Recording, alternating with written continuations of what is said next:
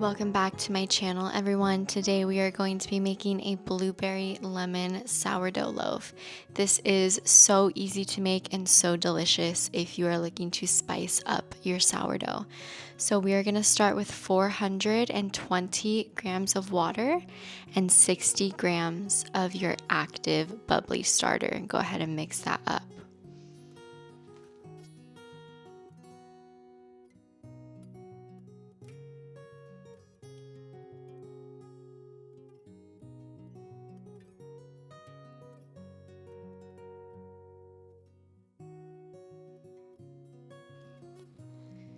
You're going to want to add 8 grams of salt to this, mix that in, and then you will add 600 grams of your bread flour. This does make a pretty big loaf, so if you are wanting to try this out with a little bit of a smaller loaf, you can just go ahead and half all of these measurements, and it'll give you a really nice small loaf to try this out on.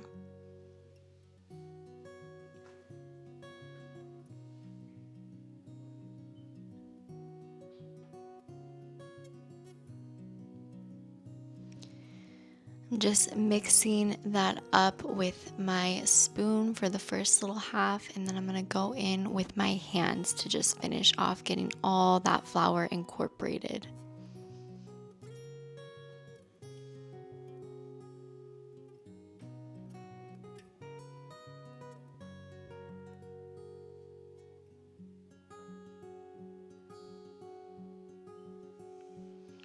When you're doing this, just really make sure you're working in that flour into that dough. You really want to get all of it off the edges of the bowl and into your dough. So really just work it with your hands until it's all incorporated.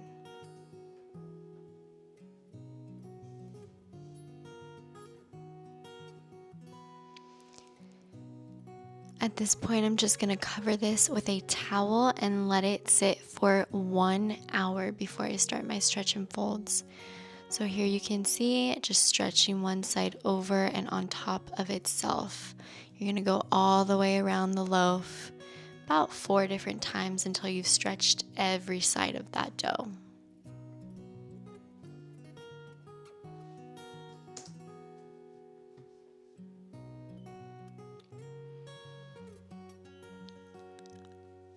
I believe I did a total of 3 stretch and folds for this loaf. Kind of just depends on the texture of your dough. You're kind of just going to have to feel it out and get to know your dough, the temperature of your house, all of those things. And you can do these stretch and folds every hour. You can do them every 30 minutes. You could even do them every 15 minutes if you desire. But just make sure that your dough is getting that nice tension and you are good to go.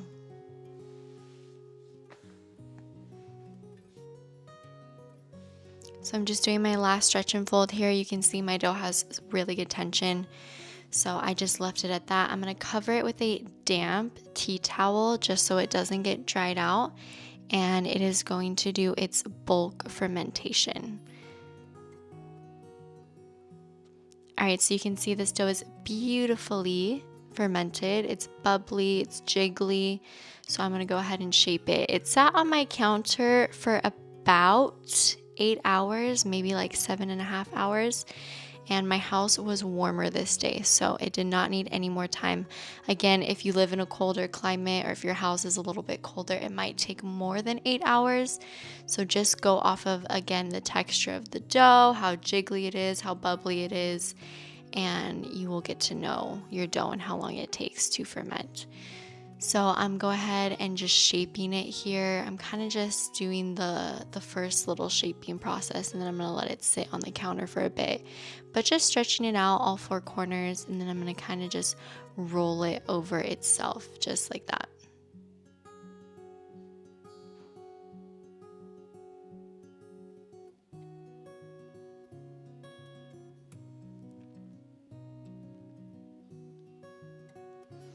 I'm gonna let this sit on my counter for about 20 minutes and just do a second little rise. And then I'm gonna go in and do that second and final shaping of this dough.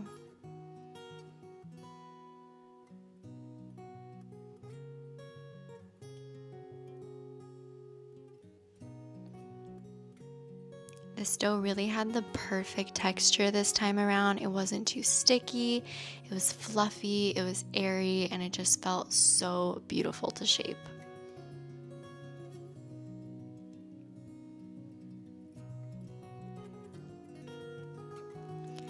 So again, I'm going to spread it all out kind of into a rectangle shape. And then I'm going to grab my lemon zest. I zested probably one whole lemon. Depends on how lemony you want your loaf. You can do less, you can do more. But I'm just going to spread that out pretty evenly. And then I'm going to go in with my cane sugar and I'm just going to sprinkle that on top. I don't use any measurements for this. I kind of just eyeball it and just measure with my heart. And then adding those fresh blueberries in, spread them out evenly. You don't want to add too much because they will pop out when you're shaping the dough, but you want to add enough that when you cut open your dough, it's all evenly spread out.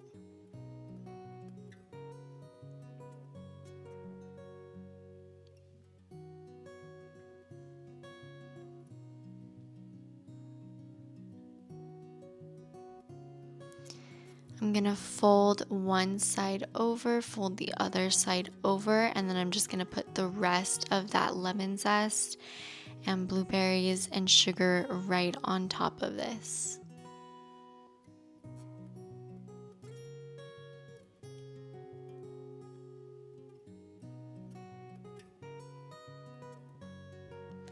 And I kind of just pat everything in the lemon zest and the blueberries just so they kind of stick to that dough and they will be less likely to fall out when you're shaping it.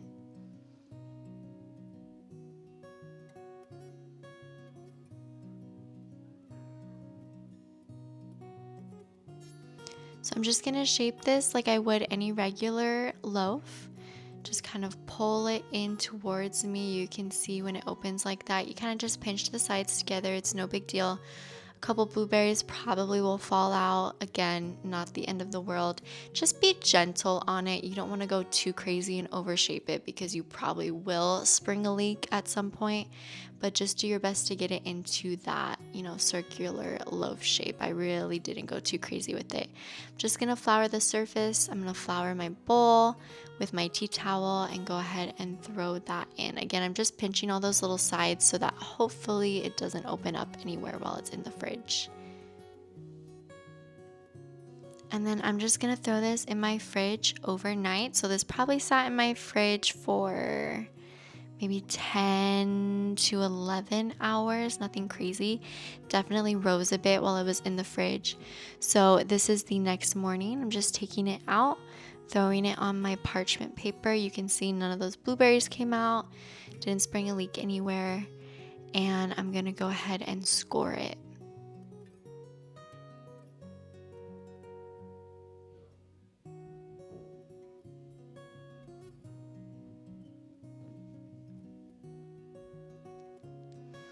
When you're scoring a loaf like this that has inclusions, you do want to be a little bit more careful just because all your inclusions are right there under the surface. So I didn't do any crazy scoring with this or anything super intricate. I kind of just wanted to do the basics and just really get it to rise properly.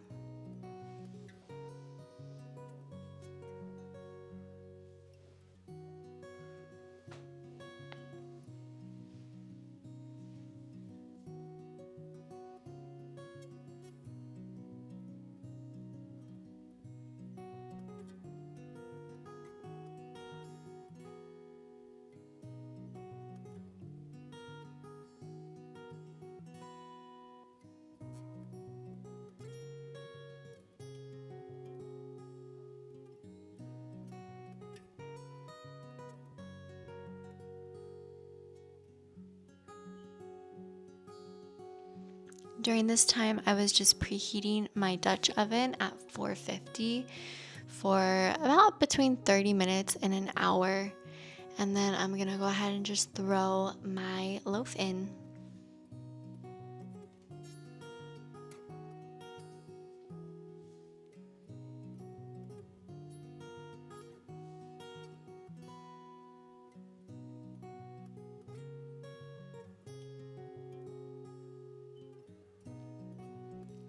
So because this is a larger loaf, I'm going to cook it for 45 minutes at 450 degrees.